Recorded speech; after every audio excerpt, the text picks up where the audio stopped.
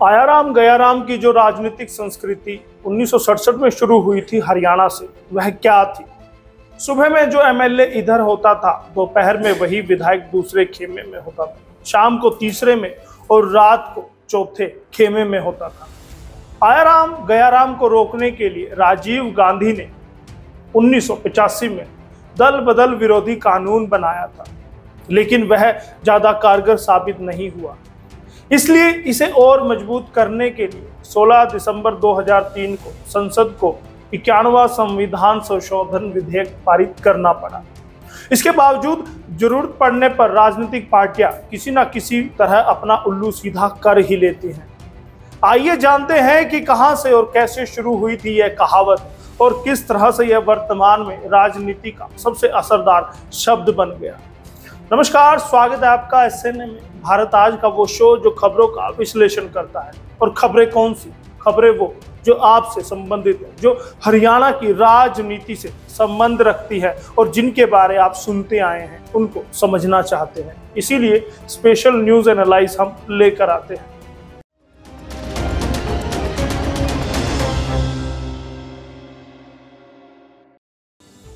हरियाणा के हसनपुर सुरक्षित क्षेत्र से निर्दलीय विधायक गयालाल ने 1967 में एक ही दिन में 3 बार दल बदल कर लिए थे, यानी रिकॉर्ड उन्होंने बना दिया।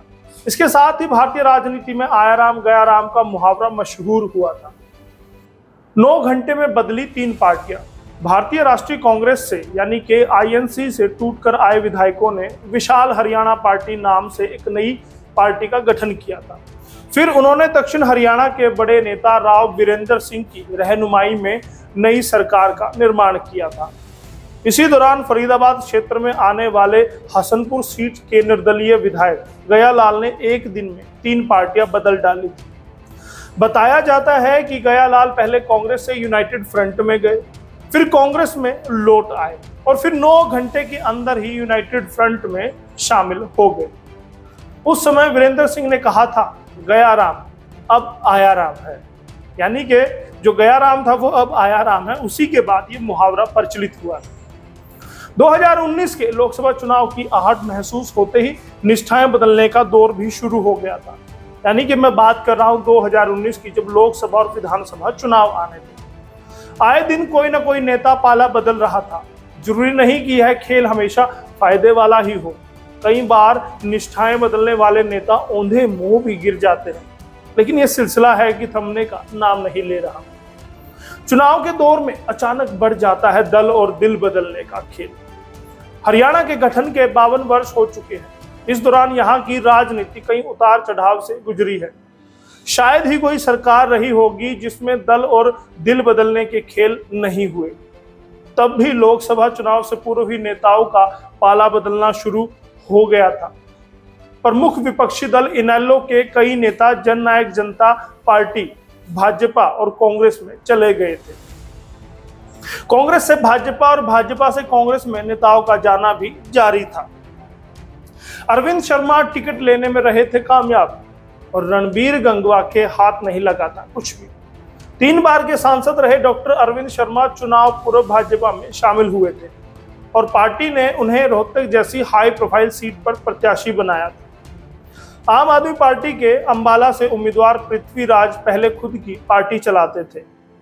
टिकट नहीं मिलने से नाराज इनेलो की नेता डॉक्टर संतोष दहिया जेजेपी में शामिल हो गई थी। फरीदाबाद से कांग्रेस प्रत्याशी ने अवतार बढ़ाना तो दल बदलने का रिकॉर्ड ही बना चुके हैं।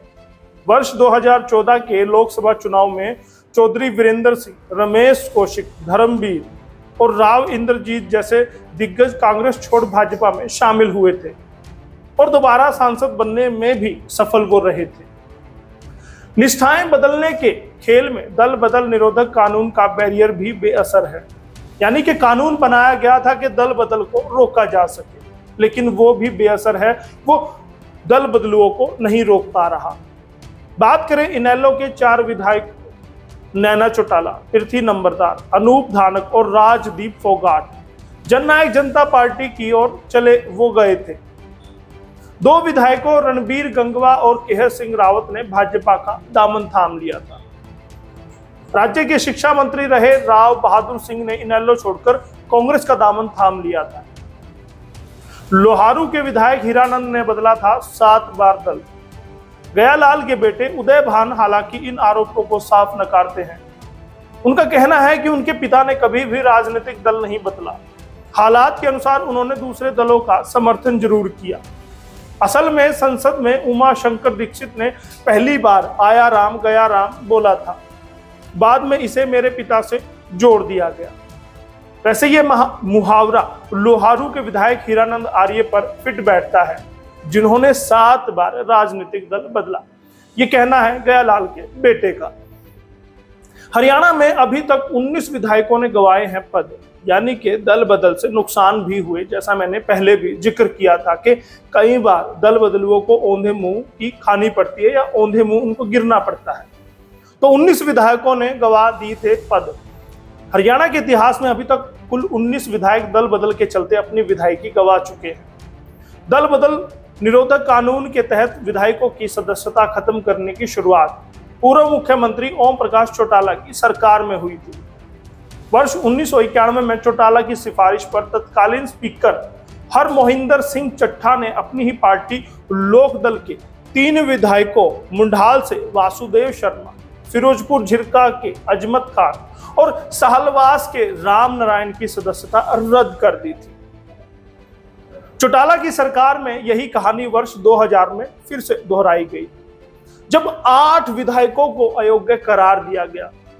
उस समय स्पीकर सतबीर सिंह कादयान ने आरबीआई के पलवल से विधायक कर्ण सिंह दलाल, एनसीपी के दादरी से विधायक जगजीत सिंह सांगवान के साथ ही निर्दलीय विधायकों सोनीपत के देवराज दीवान, इंद्री के भीमसेन मेहता, करनाल के जयप्रकाश गुप्ता, बल्लभगढ़ के राजेंद्र बिसला और झज्जर के दरियाव सिंह और नारनौल के मूला राम को कांग्रेस में शामिल होने के चलते विधायक पद के अयोग्य करार दे दिया था।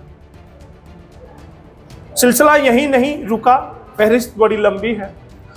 कांग्रेस में भजन लाल सहित 8 पर एक्शन। हुड्डा राज में बचे रहे 5 विधायक।